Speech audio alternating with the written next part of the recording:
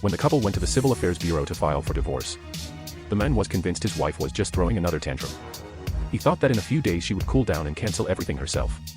But when she firmly took out the documents and submitted the application, he realized things were serious. At that moment, their son suddenly kicked his mother and declared that his new mom would now be the very schemer with whom he and his father had been spending time. The woman simply wished him luck and left without looking back. The husband wasn't worried at all. He was certain that, with time, she would come back and beg him to return. But one day at a party, he saw his wife in a luxurious red dress. She was holding another child in her arms, and her face was glowing with a radiant smile. At that moment, both he and his son realized the woman who once cared for them more than anything in the world had truly abandoned them.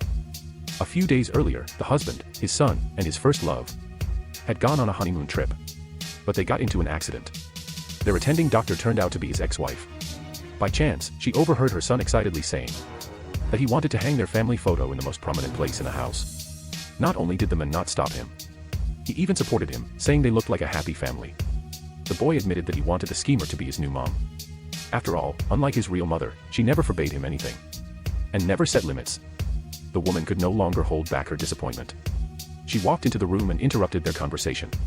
Seeing her son drinking milk tea again, despite his lactose intolerance, she tried to stop him. But the child, upset that his mother was once again forbidding something, ran off to the schemer. So she turned and left.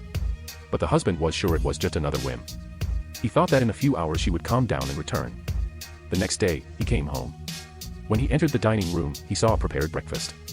Convinced it had been made by his wife, he sat down and began to eat. But the taste was different. Perplexed, he asked the nanny why the eggs were undercooked. The housekeeper explained that his wife no longer lived there, and she had made the breakfast herself. Only at that moment did it begin to sink in for the man that his wife had really left. But he still believed it was part of her game. Then a message arrived. He smirked, thinking it was an apology and a plea for reconciliation. But when he opened it, his face froze. It was the divorce agreement. Rage erupted inside him.